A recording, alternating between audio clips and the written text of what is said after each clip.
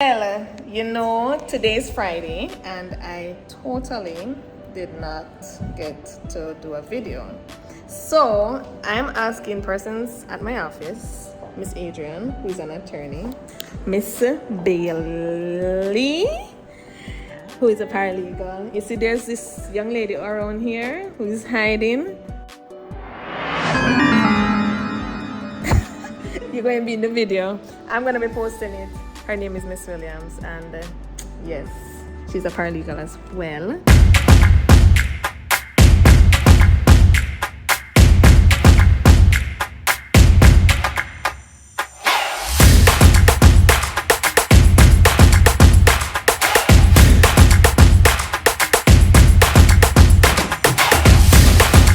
Why is Miss Williams hiding? Miss Williams? Miss Williams? I need to get my hair done. She needs to get her hair done. You know, we ladies would like our hair done, but guess what? I'm not looking legal chattified today, but that is fine because guess what? Consistency is key. You see, Miss Williams, Miss Bailey saying consistency is key. So we're thinking about doing a video. Yeah, that's already right. We're doing a video on revocation of wills. What's the question, Miss Bailey? What do you think about? If I decide to, how do I go about canceling my will? How do you go about canceling your will? Wow, what an awesome question!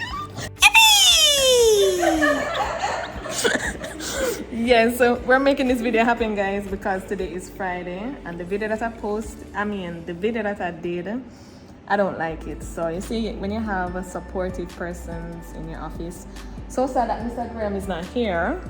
You know, he is like one of our main actors. So yeah. Anyway, so now come Miss Adrian. So Miss Adrian is gonna assist us to tell Miss Bailey what we do. Yes.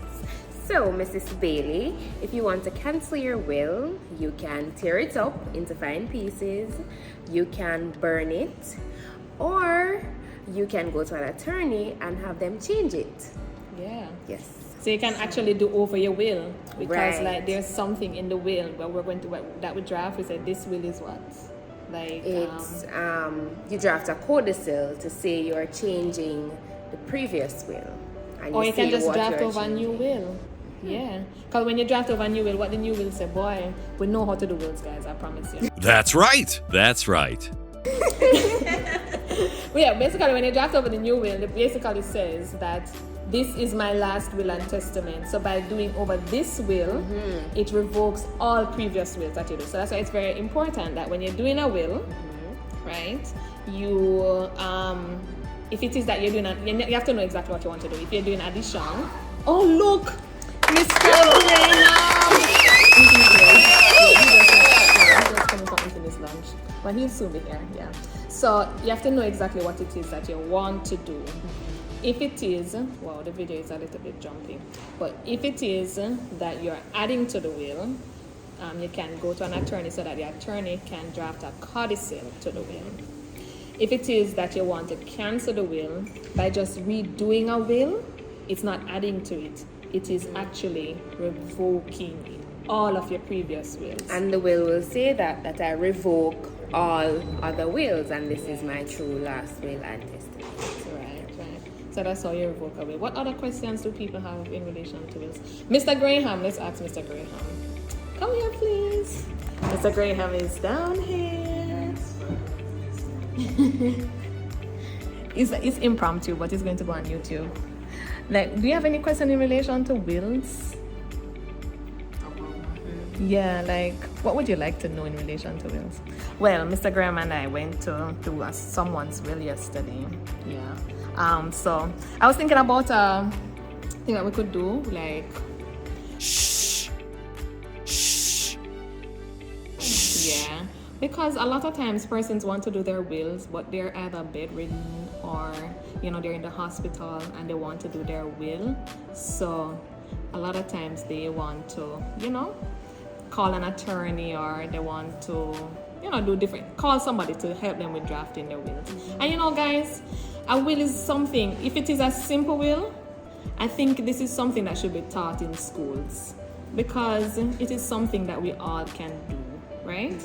And it is so important. And if you're doing, one of the common misconceptions is that if you're going to do a will, that you're going to die right after. No, wills are important. What question does Mr. Graham have? He's smiling. On will. On wills, like. On wills. Yeah. All right, so he's thinking about it. So while he thinks, you know, we can always talk because we are lawyers and we like to talk. Yeah. Guys, I'm sorry if this video is kind of crazy. Mr. Well, Graham is right, so. it's not a question on revocation, but some people may ask, how do I know my will is signed properly? Is executed properly? Like, tell me. Well, some persons may just sign their will and say, okay, I've signed my will, so that is it. But right. Yes, so that one is very important too. So guys, you can't just lock up in your room by yourself and sign your will, and then that is the end of the story. No, you need two witnesses who sign in the presence of each other and also sign in your presence as well. So you need to make sure that when you're executing the will, you have that, because if you don't have that, the will is basically null and void.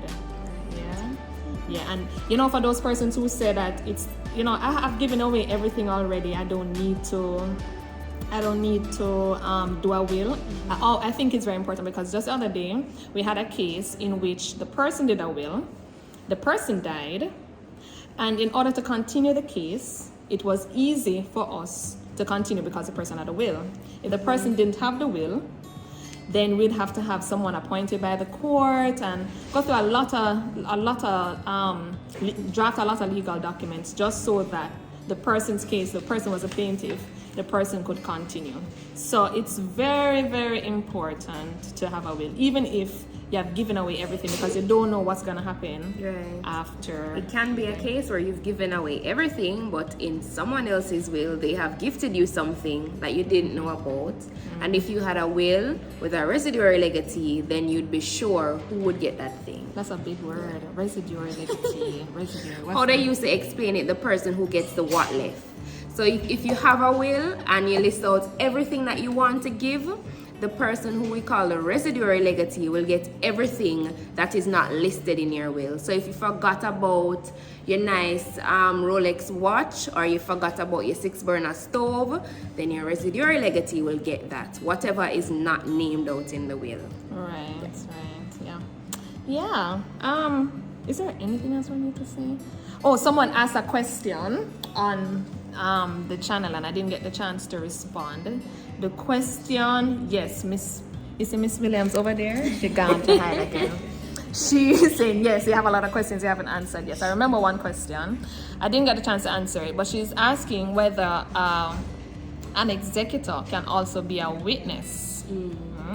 And the answer is yes, it can be. But sometimes in some situations, the courts frown upon it. But generally, yes, I've never had a problem with it. So, in my opinion, yes. What you say, Miss Adrian? I think yes. Okay. Yes. And the executor can also be a beneficiary. My other question is this: can the witness be a beneficiary of the will? Well, according to the Wills Act, they say no, but there are some new decided cases now that are saying otherwise. So guess what? The best thing to do, just make sure that whoever witnessing your will is not a beneficiary under the will, right? Just save yourself some drama. Yeah. Yes, we're having questions on wills. Can you believe it? Yeah. I wonder. Yes. Wow, Mr. Graham. Yes, Mr. Graham. When it comes to it, you can have more than one people, like basically a bequeath, right? Alright. So Bequeath, yeah. So what in the instance where it's only one person left for everything, right? Gets everything, and that person dies. Wow, good question. Dies when? Estate and all the assets, the money and everything. Dies when? That executor would have gotten everything, but they had died. The beneficiary had gotten everything, but the beneficiary dies. No, I'm saying that the person who had made the will, right, died. And in the process, right? Because we have a process to do with court, with filing and everything, right? With the probate and everything. Oh. I'm saying, what if in that process the person dies? The executor dies. What Okay, happens? very important. Okay, so now what he's asking is, what if we're doing a will, like the when the executor carries the will to us, and then in the process of having the will probated in court, what happens with that original person's will? So person A, Andy, died and left John as the executor.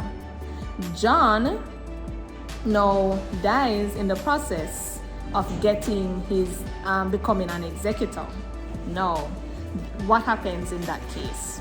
Well, the executor of John's will would, this is not Andy now, John, that's the second person as executor. Executor of John's will have to try and probate John's estate, right?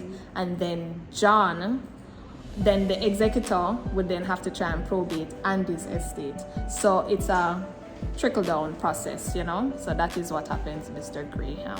That's an excellent question, because that has happened, and it happened in a matter of 3 times. It was just a lot of work in that case, yeah. Can you answer the question? Okay. on YouTube? Which one?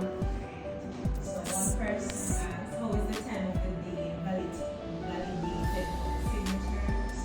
How is the time of the day validated? Oh, all right. So no, good question. Thank you. So Miss Williams, she don't want to be on the, whatever, because hair not done and so. You see my hair not done, but that's fine. But I understand we are female. Anyway, get to the point. What happens if you can't? Well, you have the witnesses. What she's asking is, what happens if you can't? How do you verify that both persons signed at the same time or signed in the joint presence? Right. Usually the will will have a clause to say that, for example, if it's Mrs. Bailey's will, to say that we, the witnesses, have put our signatures here after Mrs. Bailey has signed in our joint presence, or after she has said to us, I am the one who signed. So there is usually a clause there that says we have seen her sign and we have both signed at the same time.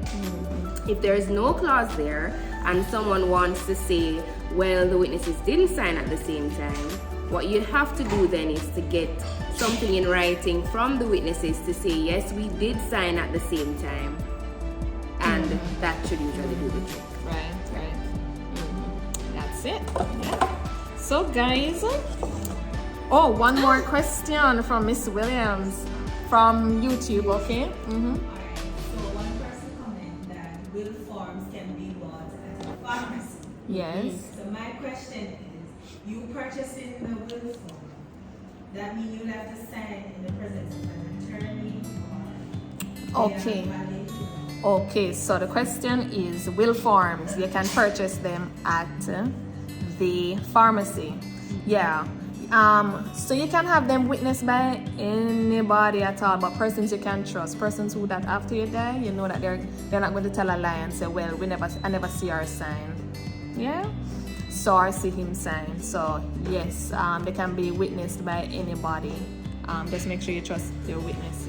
Trust, these persons, and these persons who, I pray that you find somebody who is younger, so that if it is that there's a problem, that those persons, because they say, well, we don't know who's gonna die first, but there's a general expectation that the older would die before the younger.